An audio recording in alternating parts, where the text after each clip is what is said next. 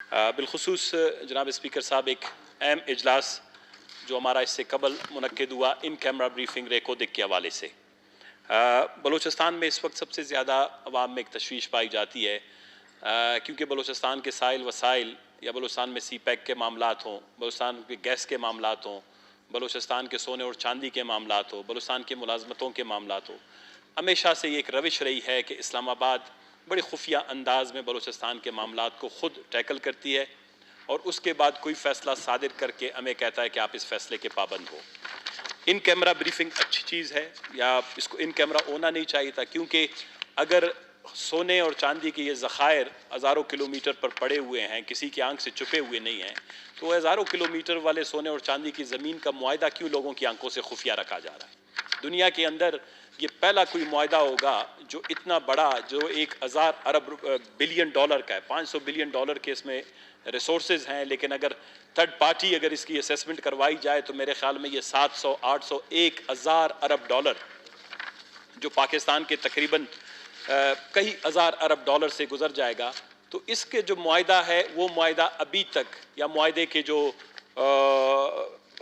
उसमें शिकें हैं, या मुआयदे का जो उसके सारे कंपोनेंट्स हैं, या इस मुआयदे से बलूचिस्तान की हिस्सेदारी है, शराकतदारी है, या सबसे बढ़कर जो आइन के अंदर 172 सबसेक्शन 3 के तहत साइल व वसाइल पर सूबों की हाकिमियत को 18वीं तरमीम के तहत तस्लीम किया गया है, वो अभी तक वाज़ेह नहीं है। हम यहाँ पर बात ये नहीं कर रहे कि बलूचिस्तान को 10% दिया जाए, 20% दिया है, 25% दिया जाए।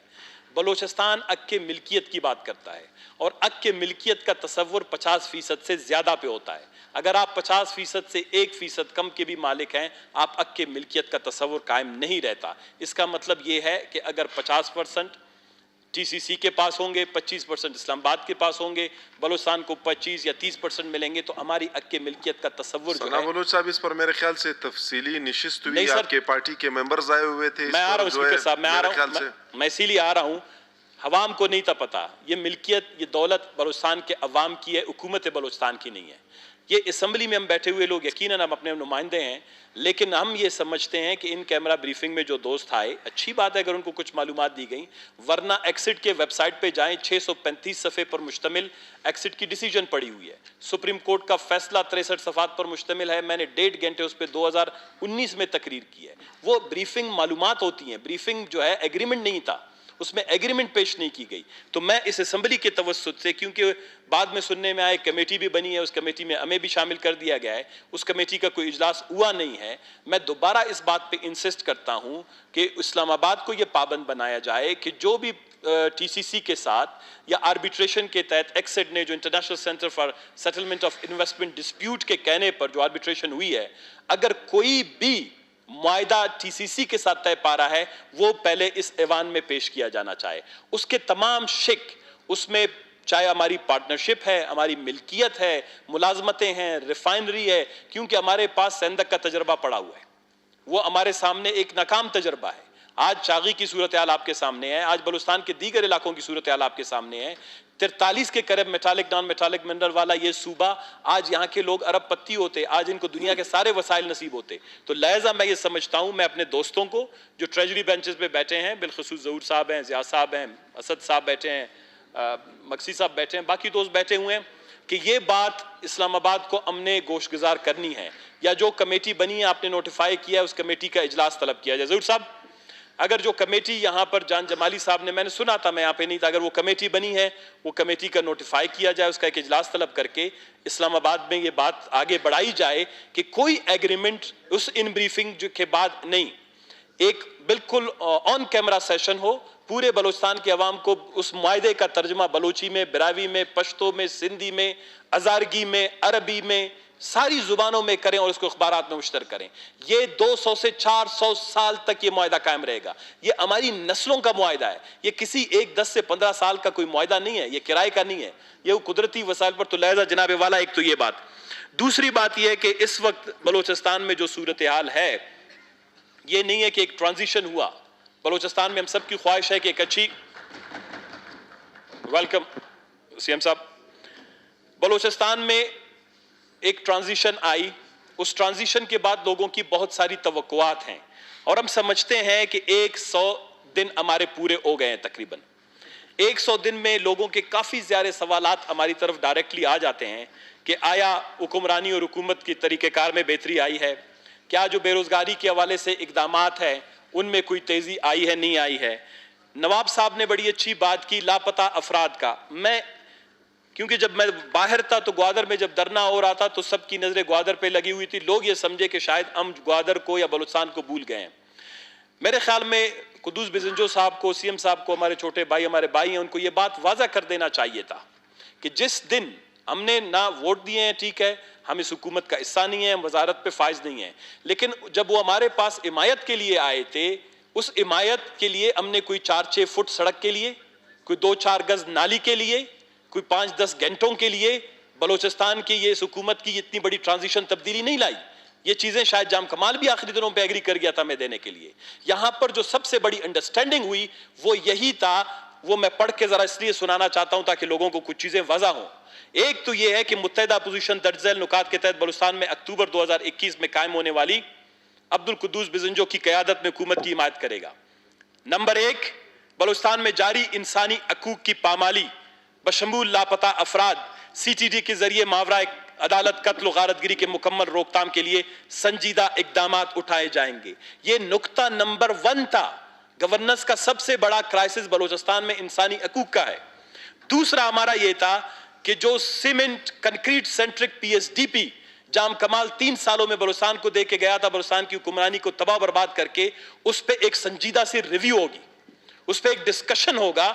वो ये है कि 2020 और 21 में गैर मुंतखब नुमाइंदों, गैर जरूरी स्कीमों, गैर पैदावारी मंसूबों को कानूनी तरीके से तब्दील करके अवामी फलाह बहबूद के मंसूबे में तब्दील किया जाए। इस पे 100 दिन गुजर गए हैं, अगर हुए हैं, मैं शायद किसी मीटिंग में नहीं हुआ हूं, मैं दोबारा ये अपने दोस्तों से, बिलखुसूस ट्रेजरी बेंचेस के CM साहब बैठे हुए हैं, उनको ये कहता हूं कि ये बहुत ही संजीदा मामला है। ये बलूचिस्तान की तरक्की और तामीर की बुनियादों को दुरुस्त करने का फैसला है। कंक्रीट सेंट्रिक डेवलपमेंट से सर्विस डिलीवरी की तरफ बलूचिस्तान को ले जाना है। हमने कोई ऐसे संजीदा। तीसरी जो बात थी हमारी, बलूचिस्तान के सरहदी बशमूल तेल के कारोबार से मुंसलिक अफराद के रोजगार के मुस्तकिल हल के लिए कमेटी और वफाकी हुकूमत के साथ मिलकर मसले का मुस्तकिल हल किया जाए। आज ये जो बाद में धरना दिया गया, उन सबको पता था ये मसले हल होंगे और कुछ पेशरफ्त हुई है, इस पे चेक पोस्टें खत्म हुई हैं, इसलिए कि ये हम उस हमारे मुआहदे में शामिल था। बाद में कुछ लोगों ने इसका फायदा उठाकर ग्वादर में लोगों को यरगमाल बनाने की कोशिश की, उन्होंने इसी को जो है अपना सौदाबाजी की कोशिश की। मैं ये कहता हूं कि ग्वादर के साइल वसाइल सरहदों के अवाम के मुफादात का तहफ़्फ़ुज़ हमेशा हम करते रहे और ये हमारा वादा हम करेंगे। किसी को ये इजाजत नहीं देंगे कि वो कम अज कम जो है ये कहे कि जी बलूचिस्तान के मुंतखब नुमाइंदे इस पर खामोशी इख्तियार की है। इसके अलावा बलूचिस्तान के साहिली बाशिंदों की जमीनात, इंतकाल आबादी, माहीगीरी, गैर कानूनी ट्रॉलिंग के रोकथाम, और आज CM साहब बैठे हुए बिल्कुल मेरे ख्याल में उठ के इसको इंडोर्स करेंगे कि यही बातें थी जिनकी बुनियाद पर हम 23 के करीब 24 के करीब अपोजिशन के अरकान ने सपोर्ट किया। जाम हुकूमत के 3 साल दौर में गैर मुनसिफाना और गैर मुसावी तरक्याती अमल की हौसला शिकनी करते हुए तमाम अरकान असम्बली बशमूल अपोजिशन हल्कों को यकसा फंड्स की फरामी, हल्कों में गैर मुंतखब अफराद के मुदाखलत का खात्मा। सना बलोच साहब, ये मेरे ख्याल से आप लोगों के बीच में एक मुआहिदा हुआ है। ये बीच ये असेंबली में हुआ था, कोई हमारे ये असेंबली, मेरी बात एजेंडे की तरफ आते हैं, ये तो आपका आपस में जो है मेरे ख्याल से जनाब स्पीकर साहब, एक मिनट, मैं सिर्फ इसलिए कि जनरल परसेप्शन अवाम में कि जी शायद हम हुकूमत में नहीं है। हम बिल्कुल एक जाबिर जालिम हाकिम से बलूचिस्तान को निजात दिलाने में अपना किरदार अदा किया, और इसीलिए किया कि ये चीजें, अब कुछ चीजें जनाबे वाला, मैं दोबारा आपकी तरफ आ जाता हूं। हमने अगर इन मामलात पे, ये वो चीजें थी जो मोटी मोटी जिनकी बुनियाद पर हमने हुकूमत को जो है उस वक्त जाम कमाल की मुखालफत की और हमने कहा, हमने उनको सपोर्ट किया, गो कि उनके अपने वोट मुकम्मल थे। इस वक्त मैं समझता हूं कि कुद्दूस बिजंजो साहब को बहुत खुल कर लो अवाम के सामने ये बात वाज़ा कर देनी चाहिए कि चेक पोस्ट के खात्मों में, गैर कानूनी ट्रॉलिंग माफिया के खात्मे में, ग्वादर में जो है साहिली तिजारत के हवाले से उन्होंने एक ऐलान तो किया, लेकिन बाज़ाब्ता तौर पर अभी तक बलूचिस्तान में टोकन का सिस्टम राइज है, लोग अभी तक दरपदर हैं, लोगों को अभी तक लाइनों में खड़ा किया जाता है। बलूचिस्तान में ये टोकन का सिस्टम खत्म किया जाए। बलूचिस्तान की तेल है, घी है, खुर्दनी अशिया है, उनको बिला रोक टोक बलूचिस्तान में उनकी आमदी जाए। सर आखिरी बात, एक बात, मैं जब आया हूं तो ये 3-4 कैंप अभी तक लगे हुए थे, और मेरी जाती तौर पर ख्वाहिश है कि ये जाम कमाल का विरसा है, ये कैंप जो यहां पर एहतजाजी कैंप लगे हुए थे, खुदा करे कि ये सिलसिला खत्म हो। मैं गया हूं जाती तौर पर पीएमसी का जो एक इशू है, पाकिस्तान मेडिकल काउंसिल का, हमारे नौजवान बच्चों के साथ। आज इन्होंने कल ये एक लेटर निकाला है 13 जनवरी को, कि जो एक कंसेशन दिया गया था इनकी रजिस्ट्रेशन के हवाले से नौजवानों के, पीएमसी ने बैक जुम्बश कलम खत्म कर दिया है। ये बलूचिस्तान एक वफाकी वैदत है, एक छोटे से इदारे को जिसका नाम पीएमसी है, बलूचिस्तान के 650 बच्चों की जिंदगी के साथ खेलकर रोजाना जब वो नींद से उठते हैं एक नया लेटर निकालते हैं। ये इतनी डिस्क्रिमिनेशरी, इतना गैर मुनसिफाना फैसला बलूचिस्तान के ऊपर, और इसकी भी बहुत बड़ी कहानी है इसके पीछे। जालावान मेडिकल कॉम्प्लेक्स का काम जाम कमाल ने बंद करवाया, आज आते हैं तो वहां पर फैसिलिटीज पूरी नहीं है, पीएमसी वालों को बहाना मिल गया।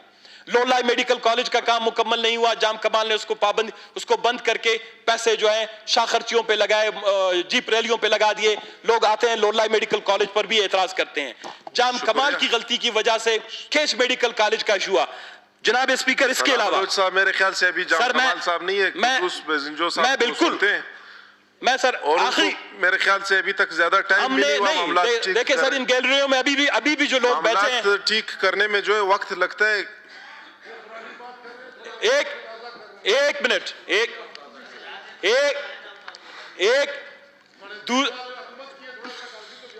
आज जो है, आज इन गैलरियों में बैठे हुए इतने नौजवान हैं जिनके साथ हमने 3 साल मुसलसल सड़कों पर तकलीफें काटी। इनमें CNW के मुलाजमीन हैं जिनकी मुस्तकिली का है। मैं मुबारकबाद पेश करता हूं कि ग्लोबल टीचर्स के हवाले से 2.5-3 साल तक हम उनके साथ जद्दोजहद करते रहे। मैं मुबारकबाद पेश करता हूं इस हुकूमत को, उसने इस सिलसिले में अच्छा इकदाम उठाया और 1600 के करीब ग्लोबल टीचर्स को उनको परमानेंट कर दिया गया। लेकिन जनाबे वाला, बेरोजगारी इतनी बड़ी है कि मुलाजमत के हवाले से हुकूमत को अपना एक टाइम फ्रेम के अंदर बड़ी स्टेट फॉरवर्ड पॉलिसी बनानी पड़ेगी। ये जो 361 मुलाजमीन के साथ हमने वादा किया, 100 दिन गुजर गए हैं, इनके बच्चे अभी भी भूखे प्यासे हैं, इनके साथ जो है मामला हल होना चाहिए। डॉक्टर्स और पैरामेडिक के साथ कल मैं मिला, वो भी बात करने के लिए तैयार है, उनकी भी बात सुननी चाहिए।